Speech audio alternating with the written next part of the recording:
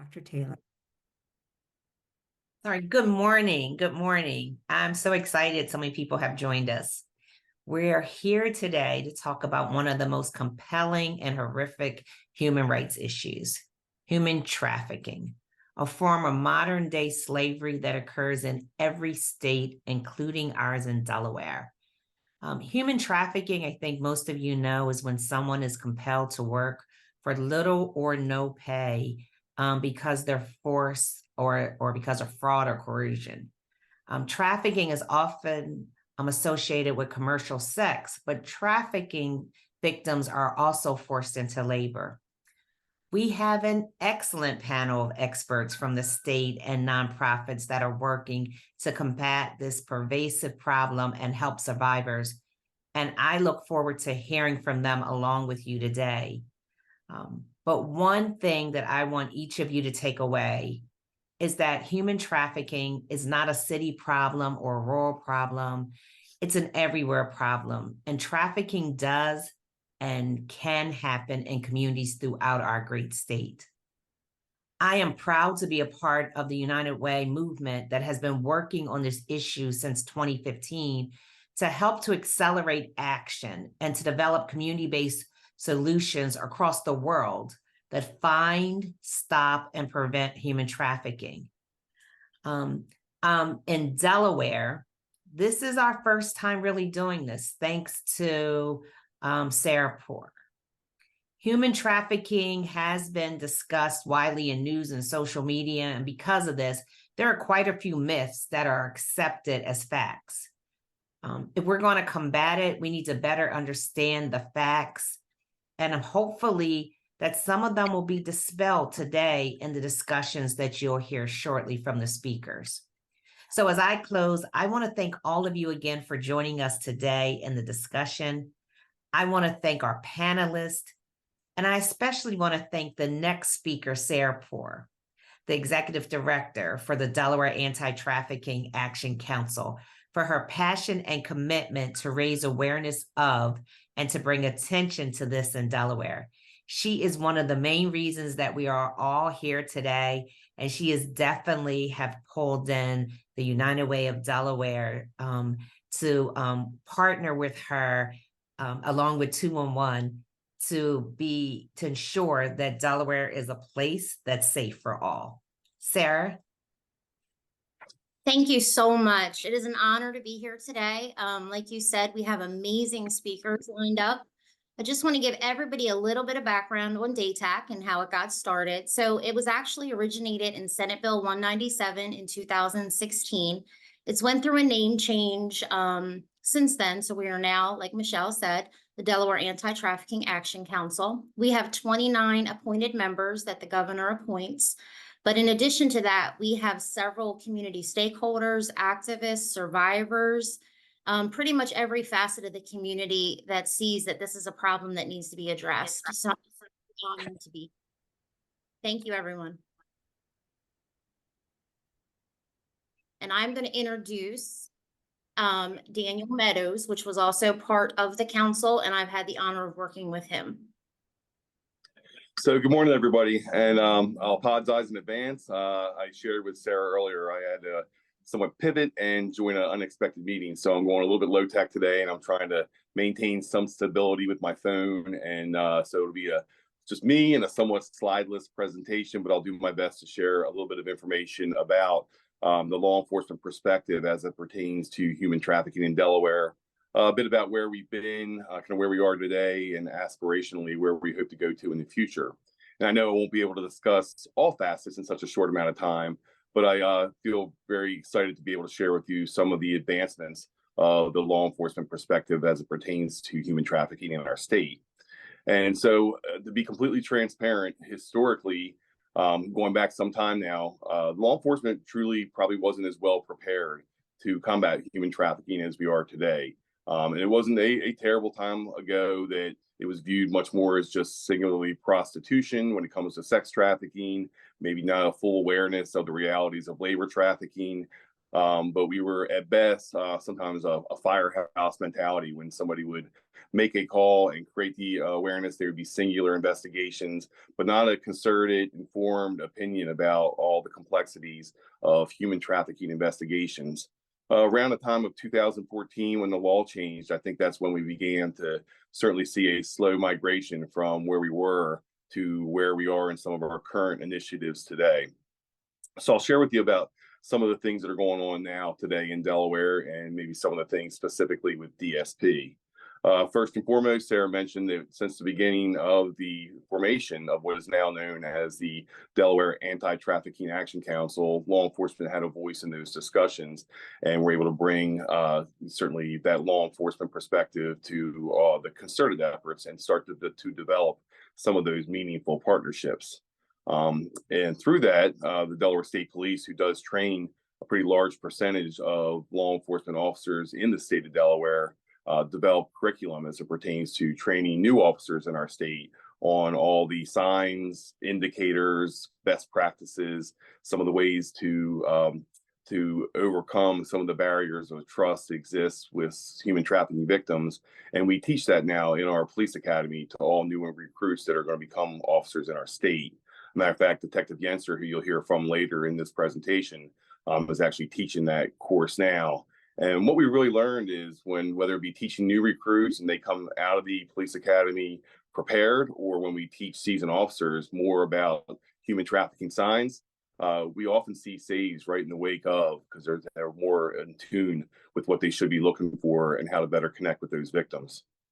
We also sought external training for understanding those trafficking indicators when it pertains to roadside stops. So, a lot of our encounters occur right there at the window of vehicles, and to be able to quickly recognize some of those signs and indicators right in those early moments are really key to understanding that a lot of these cases have interstate nexus, and we may find those presentations right on our highways. We've also offered specialized training to our criminal investigators. Really important because, as I already alluded to, trying to break down those barriers, those impediments to trust when you're talking to a human trafficking victim, not easy. The traffickers, as we all know, exercise a great deal of control over their victims, and it really takes a skilled, engaged, and empathetic investigator to be able to break down those barriers and be able to get a disclosure about some of the horrific realities for trafficking victims. One thing that I'm really excited about is the increase in meaningful outreach that we've done. One example would be we use specially marked vehicles in our commercial motor vehicle enforcement unit. One of those initiatives happened as recently as last week, and they're to educate our commercial motor vehicle drivers on the signs and indicators of human trafficking and how to report it. And again, we leave them with very specific information on how to share that information when they see it. One other thing I'd like to share is that we do have a detective assigned to the FBI task force, which has proven to be really valuable in human trafficking investigations due to the interstate and sometimes international nexus of human trafficking investigations. I would be absolutely remiss if I didn't mention our dedicated victim services professionals. We have embedded victim services professionals within the ranks of the police departments, and they certainly work very well with all the nonprofit and private entity groups that you'll hear more from throughout the course of these presentations. But to be there with us in those moments when we have the realization of human trafficking in our investigations, to be able to make some of those connections and try to meet some of those basic needs that have been deprived from human trafficking victims. One thing I'm sure that many are not familiar with is the National Fusion Center Network. Basically, what they were, they're entities that came out of the tragedies of 9/11. And what we realized is that a lot of our federal intelligence partners and at the state and local level, we're not effectively talking to our federal partners. And because a lot of these cases, certainly as I mentioned already, have interstate nexus, it's really important for people to be able to talk to each other within the law enforcement profession. In Delaware, the Delaware State Police does host our state designated fusion center, which is the Delaware Information and Analysis Center. And they're really important because they're in a great position to be able to share best practices as it pertains to how we go about conducting human trafficking investigations, but they also create the legal means of developing criminal intelligence. And what that basically means is when we learn things about people who potentially may be involved in human trafficking, we're able to collect that information and then ultimately be able to share it with those that are in a position to act and do it in a way that's considerate of privacy, civil rights, civil liberties for the individuals, but at the same time inform trained investigators on concerns that might be related to human trafficking. And I'll certainly close by highlighting the reality that I'm very encouraged by the development of all the meaningful partnerships that have occurred, both with the law enforcement profession and certainly with all those other invested entities. Once again, many of who you'll hear from today, they all have just a singular focus and a singular passion for being able to help those that are negatively affected by the horrific realities of human trafficking. And I know through efforts like today, those certainly partnerships are only going to grow and put us all collectively in a better position to help human trafficking victims. So I know my time is brief, and I'll thank you for the opportunity to share some of that information today.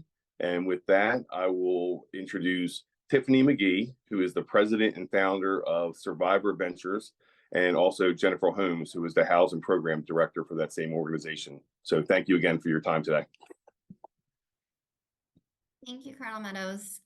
We do have slides, but I can go ahead and get started while we get those up.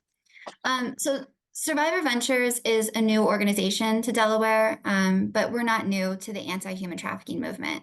We were founded in Virginia in 2018, and we started providing services in Delaware in early 2022.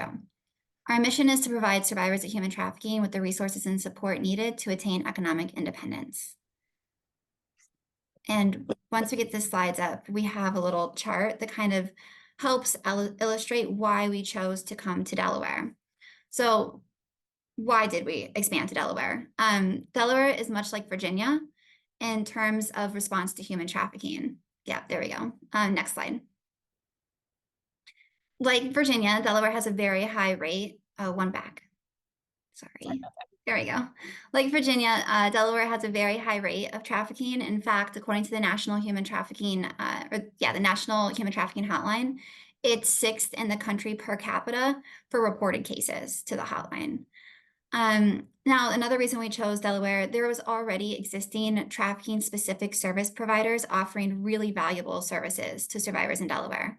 The programs that Survivor Ventures offers complemented rather than duplicated those existing efforts. So we fit into the existing continuum of care.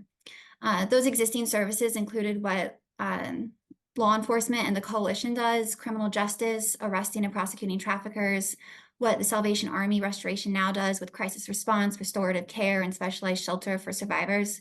And then, of course, what Zoe Ministries and the Well do with advocacy, support, mental health services, and more. Survivor Ventures, with our focus on independent living and gainful employment, was a natural transition from the Salvation Army's Restoration Now program to that more independent, those more independent services. We also knew that Delaware made sense because survivors here have the exact same barriers that our organization focuses on lowering. Namely, those are barriers to safe and affordable housing created by poor credit and barriers to good paying jobs created by criminal records. These barriers are pretty consistent, unfortunately, across the nation for trafficking survivors.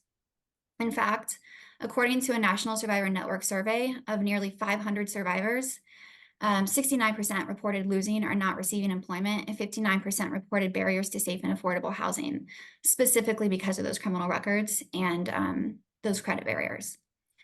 So that's kind of what the bottom row here is showing. More information about survivors in Delaware and across the nation have really terrible credit. They've suffered financial abuse, identity fraud, and which are really common tactics used by traffickers. And then likewise, it's very common for trafficking survivors to have extensive criminal records. And this kind of sometimes, probably not for this group, but for many people, the criminal record thing can be surprising.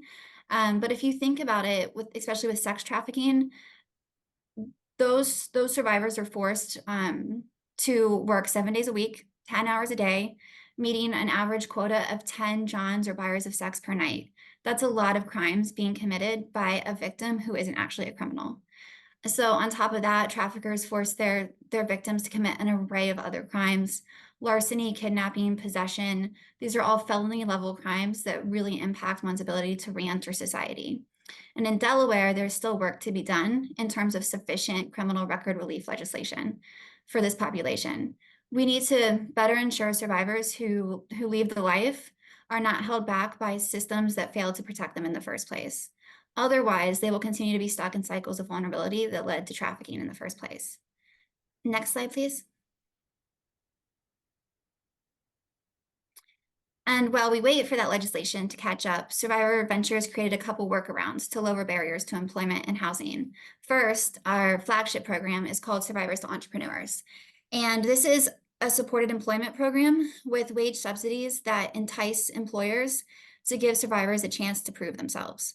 We partner with small businesses, work sites is what we call them, many of which cannot yet afford to hire their first employee.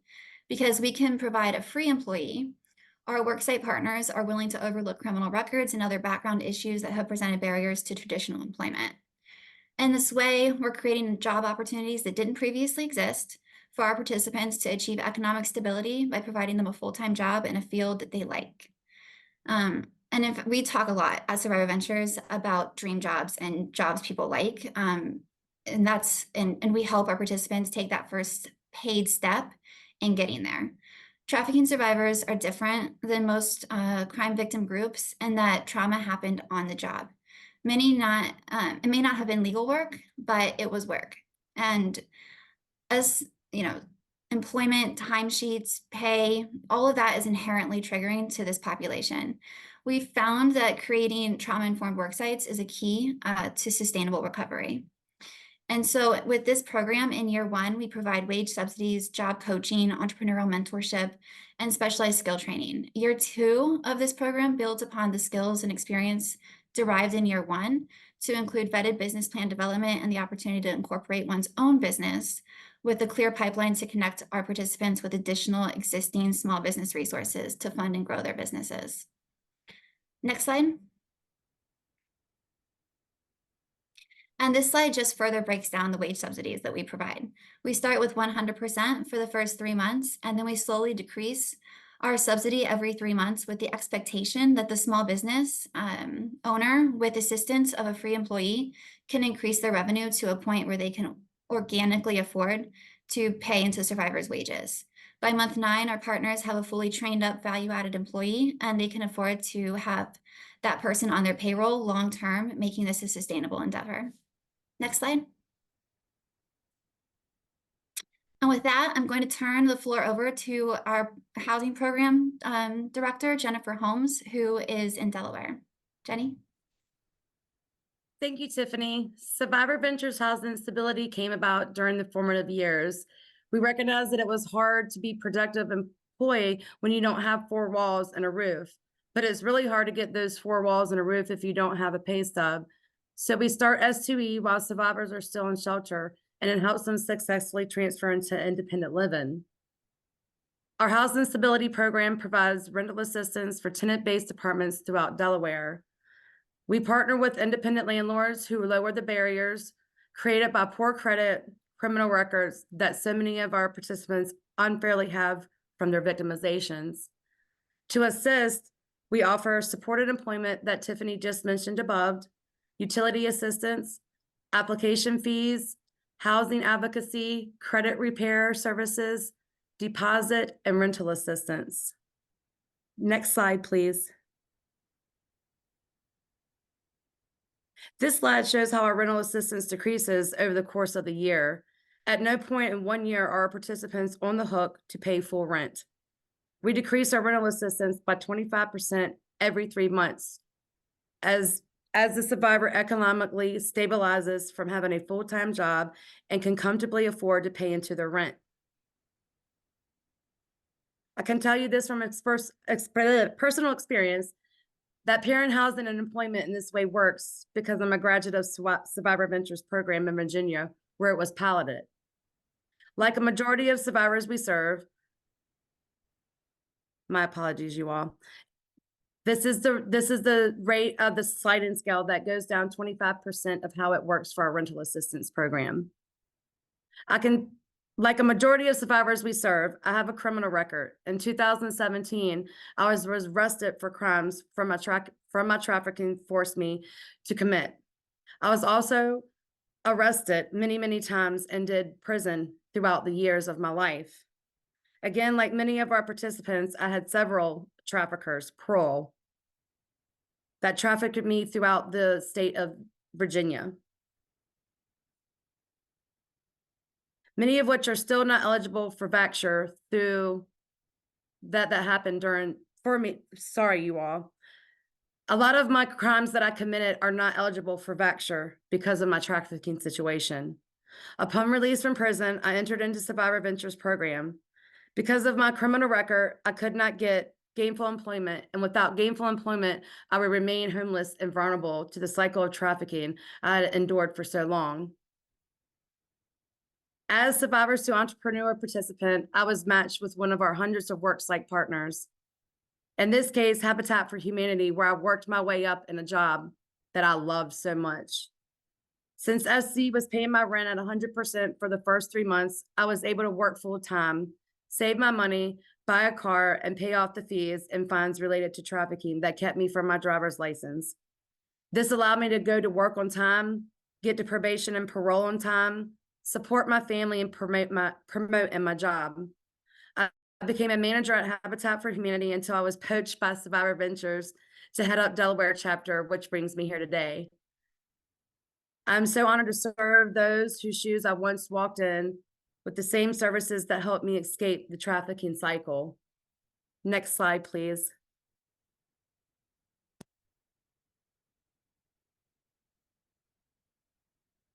This is our contact information, and with that, I would like to turn over the next speaker, Detective Yancer, who is the Human Trafficking Coordinator for DSP. Thank you for allowing me to share my story and information.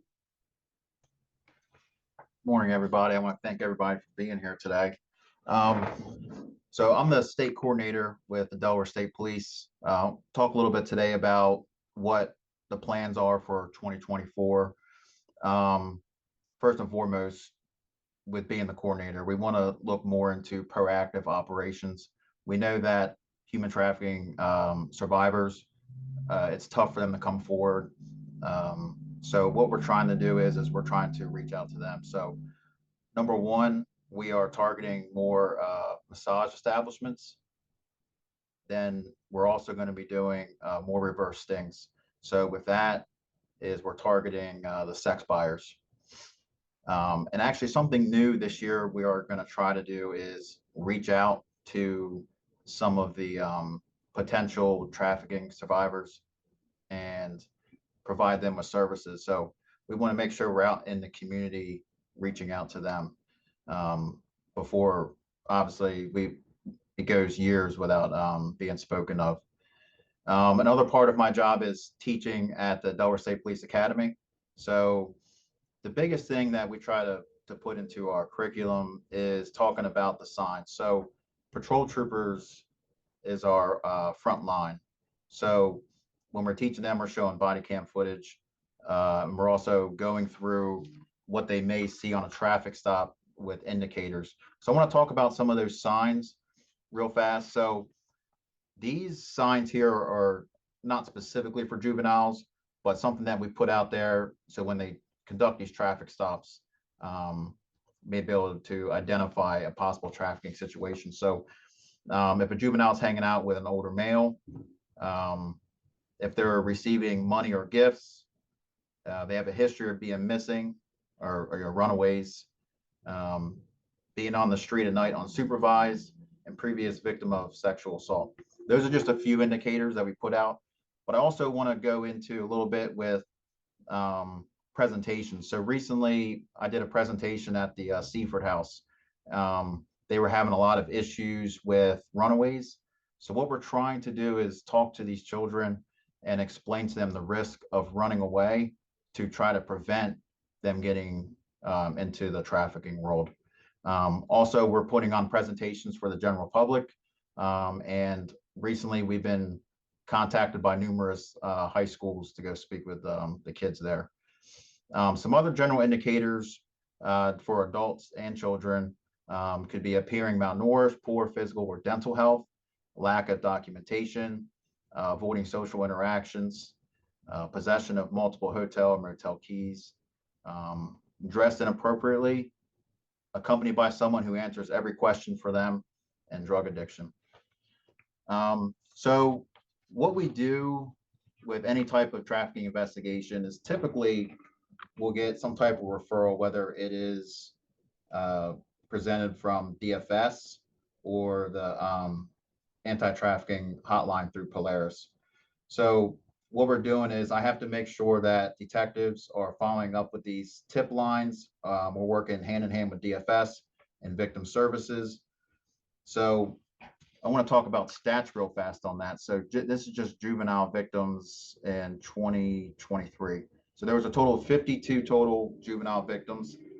The age range of these victims are between 2 and 17 years of age. And when we get these referrals, there's like grading rubric of different indicators that they have that it could be trafficking. So 30 of those referrals were suspicion of trafficking, 17 were risks of trafficking, and 5 were identified as trafficking. So what we're doing is if we have any type of indicators or risk of trafficking, we're reaching out to these juveniles, adults, whomever, so that we can make sure that they're okay. And what we're doing is we're also trying to provide them with services and move forward. So yeah, I had a short presentation here. So I would like to introduce Miss Amanda Mendoza with the DATAC committee, and she is also a human trafficking survivor. Thank you, everyone, and thank you for allowing me to come and share a part of my story. Growing up in my family probably looked like a typical large family. However, behind closed doors, my everyday reality was filled with control, exploitation, and abuse. My memories of the abuse began as early as age 5. It did start out as sexual abuse by my biological father. In my mind, it was much more than sexual abuse. The emotional toll it takes on a young child, not knowing how I could save myself. When the abuser is in the family unit, it made me even more confused and scared. When the people who are supposed to protect you and make you feel safe start abusing you at such a young age, you begin to have a warped sense of self and reality. As a young child who had no voice or choices, I complied to the coercion taking place. Starting at the age of 8, my biological father had me walk through the woods to a barn and placed me on a pedestal, and I was auctioned off to men in our community week in and week out for 6+ years. I endured years and years of horrific abuse, torment, rebellion, and torture, and this was now part of my everyday reality. I began to lose myself and think of myself as an object and not a person. Trafficking in my eyes is much more than the act of the exploitation itself. It started out with sexual abuse, grooming, coercion, and lies, to then being handed off to another person as a piece of property, to be beaten, tortured, and any other demands that were put upon me. A few months prior to my 13th birthday, we moved to another state, and I was enrolled in public school for the first time. I wonder now, did people at the school notice different people picking me up and dropping me off each week? I was withdrawn socially and mentally, and shortly after I turned 14, I was called into the counselor's office, and I didn't talk much, and I was asked by the counselor what my parents did for work, and I told them that they sold me and my siblings, and then the police were called after I explained what selling meant. You see, I was never told this was wrong or not to talk to authority. I was immediately placed into state care. I was scared and fearful of what my family may do. As much as a victory as that sounds, it wasn't over for me. Back in 1994, there were no trauma-informed services available. I was placed into a facility for delinquent children, and my state care worker told me to never speak of this to anyone. When I had to face the court systems for my biological father, I was all alone, facing the judicial system, and I felt that the system was failing me repeatedly. I was given the option to be in the detention facility until I was 18, or I could go to a foreign country and be in a foreign exchange program. I just wanted to be loved, accepted, and desperately wanted the pain and confusion to stop. When I chose the foreign exchange program, I was told I can never tell anyone why I was there, or what had happened to me. This is where my voice started to be silenced. My self-esteem was already low and now feeling shame as I got on a plane alone for the next 4 years. Life wasn't any easier in a different country. I had so many questions in my young mind and so much tangled mess that it felt like my brain was a knotted up ball of yarn. I buried the guilt, shame, torment, and pain for the next 4 years as I immersed myself into a new family, new school, new country, new language, and a new way of living. I was physically free, but mentally I still felt in bondage. It was so different from the family I was raised in. I tried to fit in, but I just didn't know how. At the age of 18, I was returned to the States and met by my state care worker and was given $200 and was told, "You're now an adult. Good luck on your journey and go live your life." I had no idea what to do or where to go. Yes, I was a legal adult, but inside I still felt like that scared little girl that was forced to march through the woods and placed on a wooden pedestal to be auctioned off to the highest bidder every week. Again, the doors were being shut in my face when I needed help. I had nowhere to go. I had no job, no home, and no resources. Since I was a legal adult, I was told I could go back to my biological mother's home if I chose. I ended up working in a diner as a waitress and soon after found myself in an abusive marriage to a 45-year-old man at the age of 18. I went back to what seemed familiar. Even though I was removed from my trafficking situation for 4 years, I was back in my childhood trauma brain and going with what felt normal to me at the time. I was promised love and acceptance from him. It was either that marriage, the streets, or back in my biological mother's home. So I chose the marriage, and the trauma cycle started all over. But now I was a wife and I felt stuck. I told myself this must be my punishment by speaking out all those years ago. I conceived many children during that marriage. However, my husband at the time forced me to miscarry them because they were females and the firstborn in his culture should be male. I got the courage to leave 2 years into the marriage. A few months after, he forced me to remove life support from my daughter as she was born extremely premature. And that decision almost cost me my life. However, I fought and I lived. Again, the system failed me. No assistance to help keep my abusive ex-husband away, and the judicial system failed to protect me as well. I realized from then on I was on my own. I even went back to my biological mother's home because where else was I going to go? As bad as it was a warm place to sleep. I had no stable home for years, sleeping where people would let me crash on their couch. And at one point I had a storage unit for my belongings and I would sleep in there. This is why trauma-informed care is so important when coming out of trafficking. The physical, mental, emotional, and psychological toll it takes on a person is so overwhelming day by day, and sometimes minute by minute. Survivors have the need to feel safe and have trustworthiness and transparency from professionals. This was continuously stripped away from me for so many years after transitioning out of trafficking. I had no sense of safety and had no trust from the professionals in my life. I had to learn how to rebuild trust with those in my circle.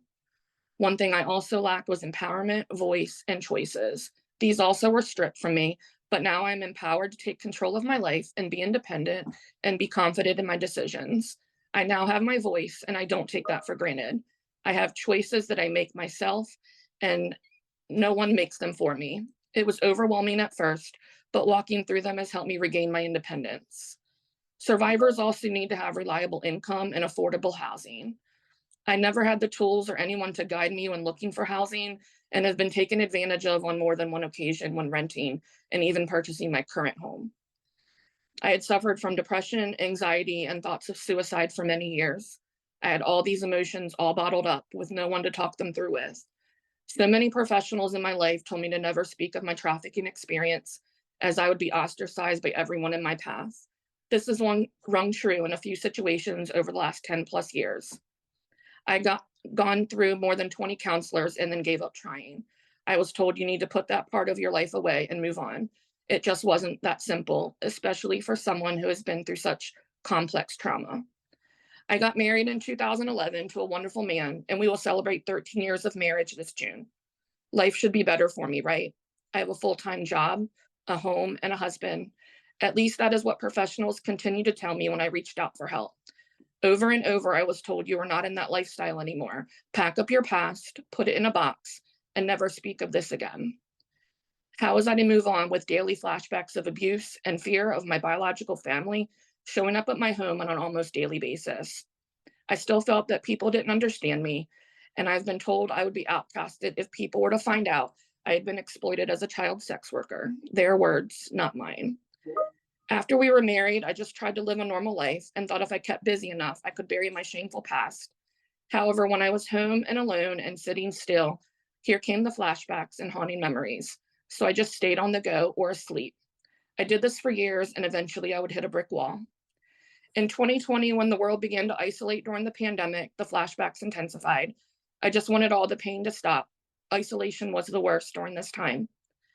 In October of 2020, 6 months into the pandemic, the internal trauma and memories and flashbacks was getting too much to bear. Not only was the depression, anxiety, and internal shame still present, but now I was isolated in my home during the lockdown. I suffered from daily panic attacks, recurring flashbacks, social anxiety, and fear. I had a plan to take my life as I was sitting in a nearby Wawa parking lot, October 17th of 2020. I felt I had no more purpose and the pain was too much to bear. As I was writing my suicide note, the song Maybe It's Okay came on our local Christian radio station. And immediately after, a pop-up came across my phone that there was a simulcast starting in the church next door to the very Wawa I was at. The topic was human trafficking. I couldn't believe it.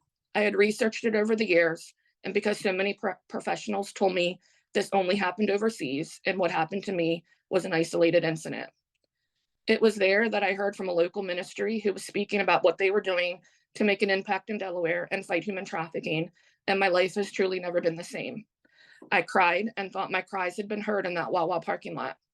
You see, up to this point, with professionals telling me to never talk about being a survivor of trafficking, I went up to their booth after the presentation and uttered the words I hadn't spoken in decades. I am a survivor.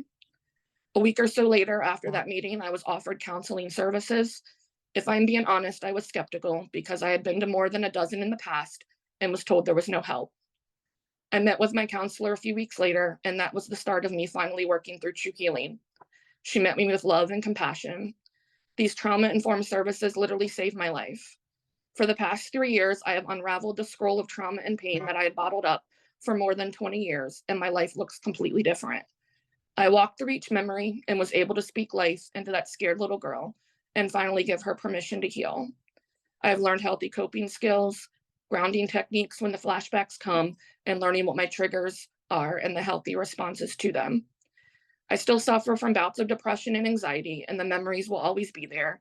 However, what has changed is I now have tools for healthy coping and am able to work through them in a healthier way.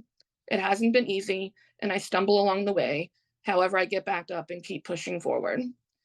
This is why survivors have a need for specialized trauma-informed care and guidance to help them begin to unravel all the trauma and pain and be able to walk through the trauma safely. In the last 2.5 years, I've also been able to do many different public speaking events and sharing my journey with others and advocating for other survivors. In addition, in August of 2022, I was appointed by Governor Carney to the Delaware Anti-Trafficking Action Council as a survivor leader to the council. In this role, I serve on various committees and also serve as vice chair, and I have spoken at Legislative Hall on various bills and continue to share my voice and my story to bring change to our state and be able to advocate for other survivors. My goal and passions are to continue to shine a light and hope for other survivors and show them that they are not alone. In addition, I'm looking to go back to school. However, finances haven't allowed that dream to become a reality. This is another integral service that needs to be made available to survivors to be able to obtain a college education. I want to thank you for inviting me to speak with you all this morning and sharing a part of my story. With all of us coming together, we can help drive change and be part of leading the way across this nation. It's my honor and pleasure to introduce Diana Sujadolski, Executive Director of Meet Me at the Well.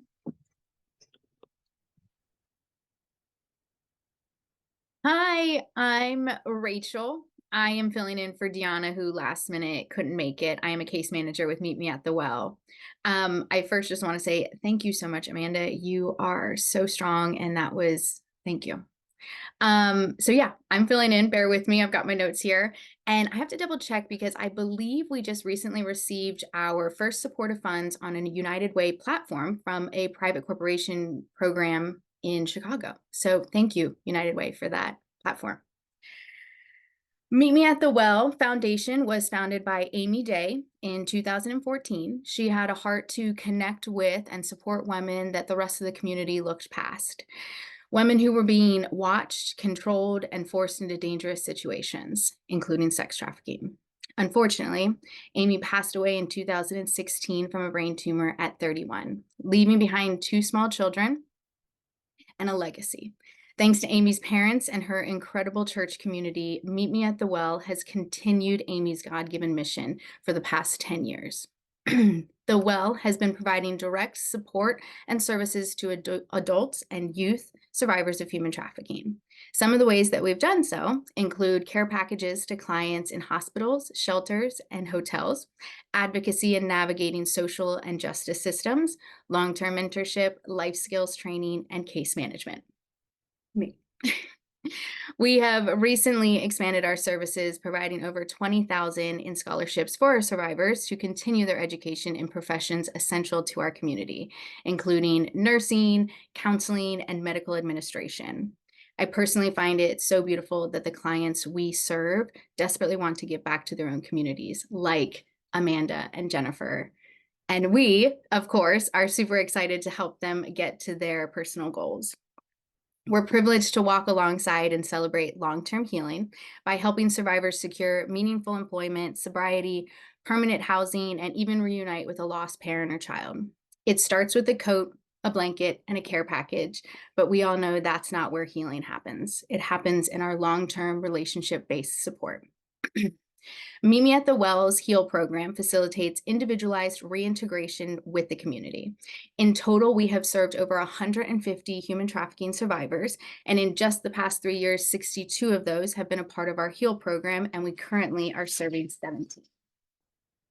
We have a 79% long-term goal success rate and a 92% short-term goal success rate. We are a platinum nonprofit on GuideStar/Candid, and we are able to do the work we do with the support of private donations, grants, and revenues from our training programs, where we talk about our approach to complex trauma and trafficking. We use a sliding scale fee structure, so if anyone wants to have that from us, you can reach out to us. We also have a community training coming up January 27th, which is next weekend. So if you want any more information about that training coming up, our other trainings, our support programs, you can check us out on our website at thewellde.org, or we're also on social media. We're on Twitter, Facebook, and Instagram, and it's at meetme_@thewell. I'll put it in the chat. So thank you guys so much for letting me be here, and I look forward to possibly collaborating. I also wasn't told to introduce anyone, so I don't know who's next. I'm sorry. Thank you, Rachel. We appreciate you filling in, and thank you for you and all of your colleagues for what you do. And at this time, I'd like to introduce Yolanda Montgomery, the Executive Director of Zoe's Ministries. Yolanda. Hi, everybody. I do have a slideshow. I want to show you a few of the pictures from some of our programming that I'm going to talk to you about. I founded Zoe Ministries in 2012, before there was any state legislation against trafficking, before there was much awareness, before there was any discussion of this atrocity in our state. And our mission is to provide safety, healing, and advocacy for those impacted or potentially impacted by sex trafficking. So you just heard from Meet Me at the Well. After my presentation, you will hear from Lauren Arnold from Salvation Army. And those two organizations we have collaborated with since our inception. And since Lauren became the statewide coordinator for Salvation Army a few years ago. So those two organizations really focus on building the adult infrastructure in the state of Delaware. Zoe Ministries is the only organization that is focusing on youth. And so I first want to thank Jennifer and Mandy for sharing your stories and allowing us the opportunity to connect with you when you came to Delaware and to be able to partner with you. And as you heard from their stories, their journeys in trafficking began as a minor. And that's often what happens when we see adult prostituted individuals. Often, most of the time, they began as trafficked minors. And so there is an enormous need for awareness in this state, prevention, and housing and aftercare. And so with the 7 people that we have on staff, we've been covering all of those aspects in the last probably 5 years. And I'll review, give you a really quick overview of some of our programs. If you want to go to the next slide. So we do prevention education in high schools and middle schools. And our curriculum, Power Over Predators, was designed for 6th to 12th grade students. Students are given the tools to recognize predators and trafficking attempts, and also understand the dangers of cyberbullying, internet pornography, and sexting. This engaging curriculum also encourages healthy relationships and personal boundaries, and it satisfies the Child Internet Protection Act and Aaron's Law education requirements. So that's our first program, is preventive education. We call it POP, Power Over Predators. And at the end of this presentation, if you know youth groups or organizations or schools that we could present to, there is an application online that you will be able to find through our website with a QR code that I'll provide at the end of this presentation. So our second program that we have is community awareness. You can go to the next slide. This is actually a picture of 2 of the DATAC members, along with Melissa Cruz on the right, who is our admin and community relations director. We're in the community throughout the state, a lot bringing awareness, not only to trafficking, but also to our services, so that community folks can either offer to mentor or volunteer or participate in one of our programs. So we have churches, community organizations, and professional entities that are encouraged to schedule an awareness presentation in which we give red flags and indicators, much like Detective Yenser did earlier, along with informed responses to trafficking and best practices to protect our communities. So let's go to the next slide. So here you will see Department of Justice, DAG, Caroline Brittingham on the right, and Detective Yenser, who you heard from. We co-presented at Sussex Central. That's one of the outreaches that he was talking about, where a nonprofit and state agencies were partnering together to bring training to and awareness to local community members. So if you have a church or a civic organization, or you're part of a Rotary, and you would like us to come do a presentation, you can also book that on our website as well. Let's go to our next slide. So this is another part of our professional trainings. This is our another program that we offer. I am a certified traumatologist. I have my doctorate in counseling and trauma. And so this was a medical symposium that I presented at UPenn on the neuroscience of trauma and trauma-based responses for survivors, and how to identify potential trafficking survivors in emergency departments. So we do a lot of training for medical and nursing, for law enforcement, for judiciary, educators, DFS, clinical therapists, adult behavioral health folks. So if you're in that type of work and you would like a professional training, we would be happy to bring that as well. And that's also, you can contact us through our website on that as well. So let's go to our next slide. Okay, that's just another training. You can go ahead and go to the next slide. So this is our equine mentorship program. This is probably our most popular program. And this program is designed for youth and adults starting at age 12 who are in need of support, space, and safety. So these are not individuals that necessarily have to have been trafficked, but these are individuals that may be going through a difficult time that just need some extra space and support. So during 12 weekly sessions, leaders focus on building trusting relationships with every participant. Each 90-minute session incorporates barn chores and various activities designed to facilitate conversations and a growing relationship. And as part of our preventive education efforts, a different trafficking aspect will be discussed every week. So I think the next picture or two are just photos of some of our participants. So this slide just was a reminder for me to let you know that if any of you are interested in becoming mentors in that program or in any of our other programs, or once we open our residential, if you're interested in coming on site and bringing yoga or art classes or tutoring or helping them garden. I'll talk a little bit more about our residential program later, but twice a year, usually this spring and fall, we offer a volunteer orientation that we try to do in Camden, Dover area to make it kind of central in the state, because we do serve statewide. So go ahead and go to the next slide. So this is our residential program. Before I start talking about that, I don't have any pictures of a new program that we just started called Moxie. It's our traditional mentorship program. And these sessions span 10 weeks, which include 2 different group outings. So these are not with horses. This is not our equine mentorship. This is more of a traditional mentorship called Moxie.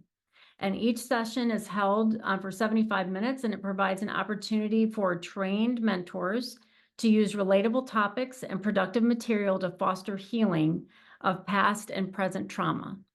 So some of the topics that are discussed are value, listening to wise counsel, healthy boundaries and friendships, worth, purpose, fear, and identity. So the slide that you're looking at right now is part of our 27-acre property that we obtained in the middle of COVID through miraculous intervention. If you want to hear that story, contact me later and I'll be happy to tell you about it. But in the middle of COVID, when there was no funding available whatsoever throughout the state through funders, because everything was going to emergency funding, we miraculously were provided a beautiful horse farm with a log home on it and several outbuildings. We cannot show you the house just because we want to keep the location protected. And anybody that would come on site would have to sign a non-disclosure form. Anybody that would work with the kids have to have background checks. So for the safety of the kids and the staff that will be on site, we don't show pictures, but I did take a few pictures on the inside of the property. And this residential facility is the first and only of its kind in the state of Delaware. So currently these kiddos that are certified as trafficking survivors often go back into foster care. The reason that's not always the best idea is twofold. First of all, because most of the time, the complex trauma often bears itself in acting out and sometimes very dangerous behaviors. And these kids are often very highly sexualized because of what they've been trained to do. So when these kids come into foster homes that are not equipped or trained on trauma or trauma-based responses, there can be traumatization in the home for the family, sexualization of any of the children or adults that are in the home. Also, there is a risk of recruitment because perpetrators and traffickers have told these kids, if you bring me another child, I'll give you cash and a new cell phone or a new car. And so all the kids in that home have a dollar sign above their head. And so many times the families are not aware of all of those dynamics. So a residential facility is not going to be the greatest fit for every single child who's been trafficked, but it's definitely a need that we have in Delaware. And it's something that we've been working on for the last, gosh, it's been 3.5 years now since we purchased this property. And we were able to secure funding to do renovations in an outbuilding. That outbuilding holds a classroom, a gym, a kitchen area, our admin area, 2 offices, a conference room, and a therapy room, because one of the wraparound services that we will offer for the residents that live there will be weekly therapy, individual and group. So we are in the process now of getting this facility licensed. You can go ahead and go to the next slide. So this is one of the bedrooms. We will be licensed for 6 biological females ages 12 to 17 upon intake. Our understanding at this point is that if they come to us before they turn 18, but they have their 18th birthday while they're with us, we are able to keep them for a few more years, but it's really not best practice to have a 21 or 22-year-old in with a 12-year-old. So my next vision and dream is to build a transition home on the same property for our girls to be able to go to, so we can still oversee them, give them case management, give them support, help them with job readiness, and keep them safe, but also give them a step further towards independence. So we will have 6 girls total when we're full. We're going to start with 2 for the first probably 4 to 6 months and sort of work out some of the foxholes that we fell into that we didn't see, and try to sort of firm up some of our policies and procedures maybe that we've missed. But we're in the process now of the licensure process with the Office of Child Care Licensing. And we have pretty much everything turned into them, and we're waiting on their response back to us. They're waiting on 2 more state agencies to respond back. And at that point, we should be able to become licensed. The other state agency we're working on is DFS. We're in negotiations right now with a contract with them for us to be able to be paid per diem per kid per day. But there's going to be a funding gap, because when we're full or when we have 2, we have the same amount of staffing, whether we have 2 kids or 6 kids. And so there's going to be a funding gap. So we need support through grants and private donors. This year, we've requested more money from grant and aid from the state legislature. So go ahead and go to the next slide. This is the bathroom upstairs. There's an upstairs and a downstairs. Each bedroom has its own bathroom. So there will be eventually, when we're full, 2 girls for a bedroom. And each bedroom will have its own full bath. Next slide. This is the upstairs room where the night staff will be, because we'll have 1 person upstairs, 1 person downstairs. As far as our staffing, the way we're going to work it is we're going to do 3 8-hour shifts, Monday through Friday. And then on the weekends, we'll do 12-hour shifts, 2 weekends a month. So we'll have somebody upstairs, somebody downstairs, and doing room checks 4 times an hour. So you can see the 1 bedroom there through where the window is. Next slide.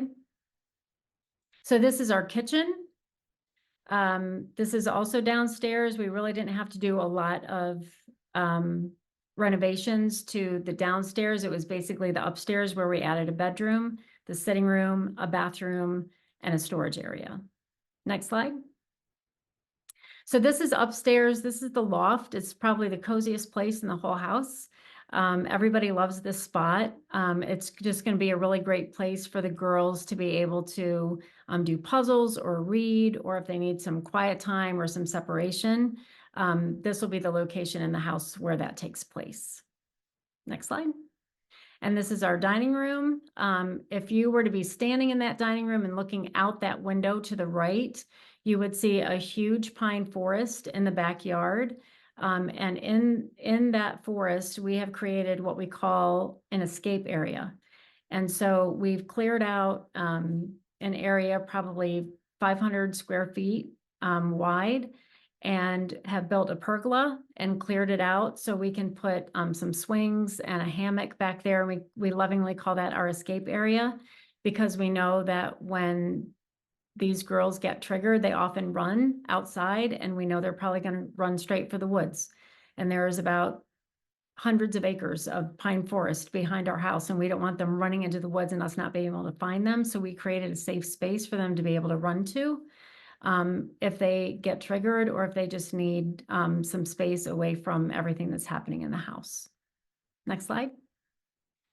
This is the outside of the property. There is a pool. One of the renovations we created was taking down the diving board and the slide for liability purposes, but we had to build the steps to code and put the fence up, because that wasn't there when we bought the property either.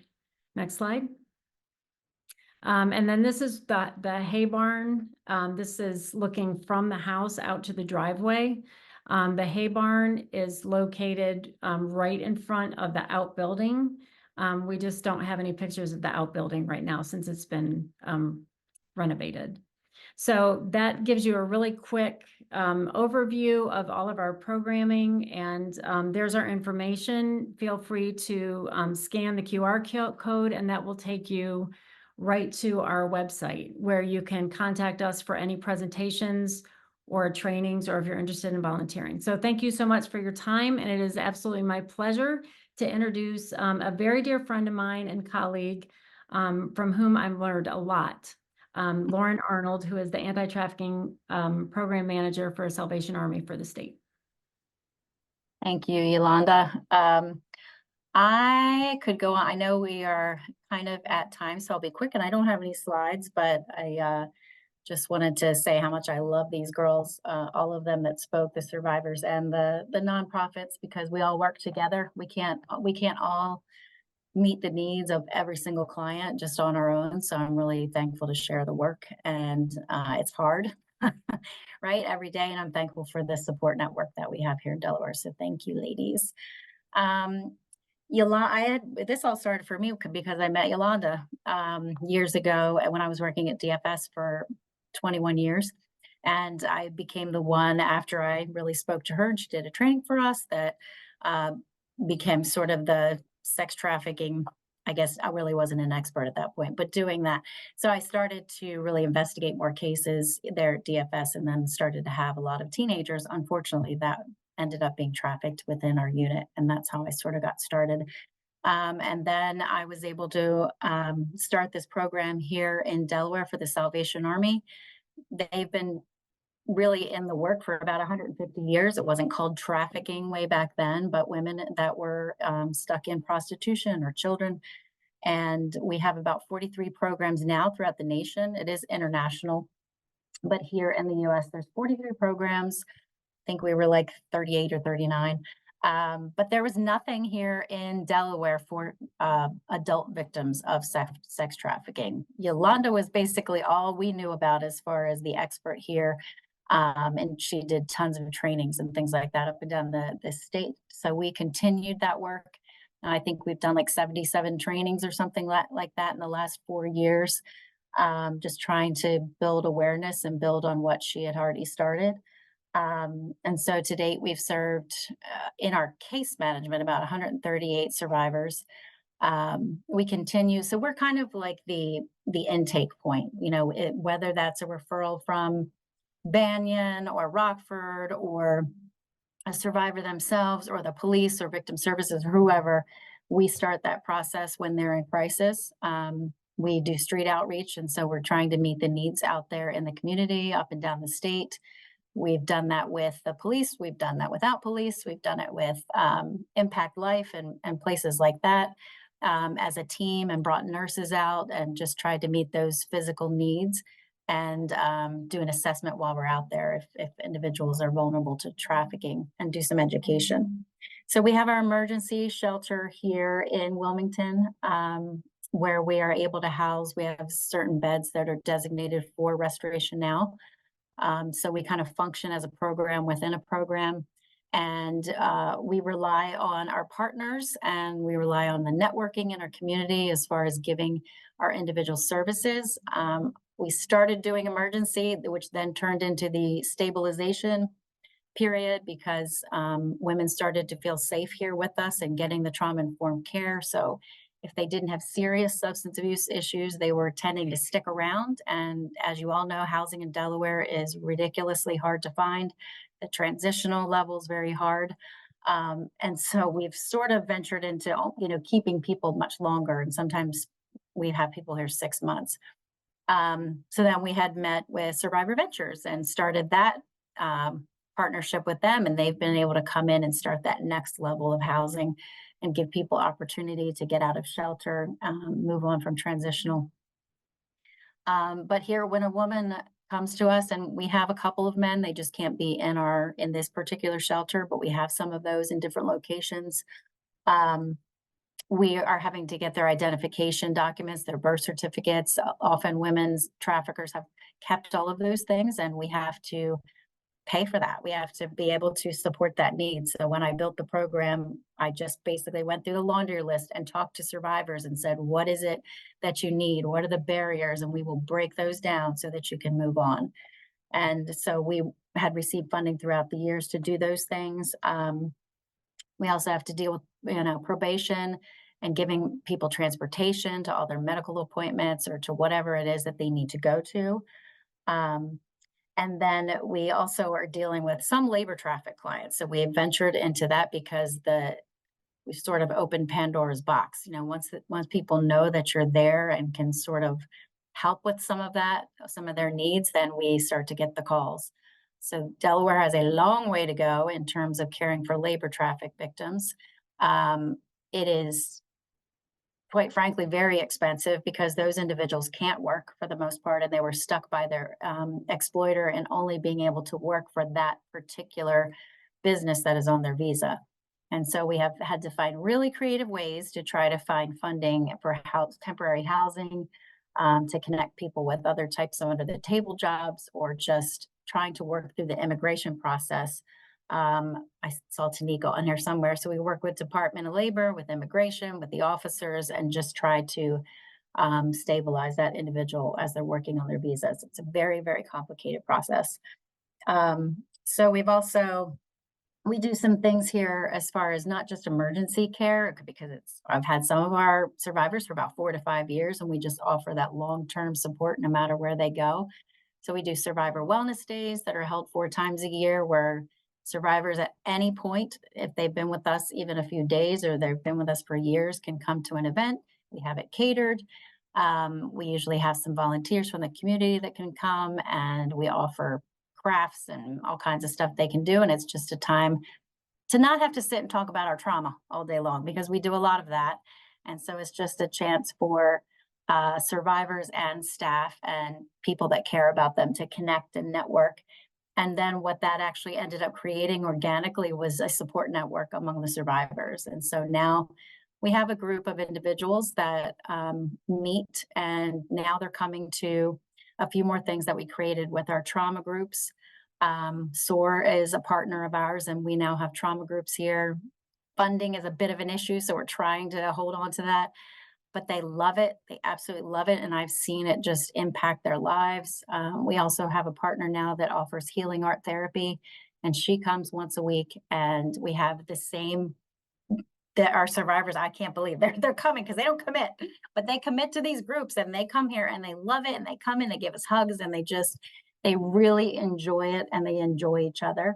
And so now it's been 5 years, and I've been able to see that it's not rocket science at all. It's not programs, it's not systems, it's individuals pouring into each other's lives. And the group of individuals that are on this call do that. And these survivors know it. And this is what they've told me: you don't judge us. I don't need to worry about coming here and telling you that I relapsed, because you're not going to judge me, and we'll just figure it out together and we'll move on. And so that is what we all try to do. And that's why I love these organizations working together, because there's no ego. There is no ego to be had. There's nothing, we're not winning much awards, except thank you, Sarah, for that lovely notification. But other than that, we're just really passionate about doing this work. And so I just want to thank the survivors for allowing us to have, just a moment in their lives really to help them through it. So thanks, guys. And that's all. I guess I'll turn it back to Laura for closing. Thank you, Lauren. I just wanted to thank all of the presenters, all of the participants, and more importantly, the survivors who were kind enough and brave enough to share their stories. I would also very much like to thank Sarah for holding my hand and allowing me to be part of this and to be supportive of the incredible work that Yolanda and Lauren and Jennifer and Tiffany and the long list of incredible individuals who work every single day to make noticeable possible positive change in the lives of the individuals who are most vulnerable. So thank you. Thank you to my colleagues and my CEO, Dr. Taylor, and Lori, and all of my United Way colleagues, especially those within Delaware 211. We know that this is a conversation, that this is the beginning, and maybe not even the beginning, but the continuation of many more conversations that we want to have and to work together in a unified voice to change the trajectory of those most vulnerable within our state. So we look forward to continuing this dialogue and this continued collaboration. We will follow up with a survey as well as contact information with all of the presenters and the organizations that participated. Again, welcome, Sarah, to your new role, of which I have nothing but the utmost confidence that you will pave the way, as you have, and as everyone has continued to do so. So thank you for your time. I apologize for running off. But again, thank you again for your participation.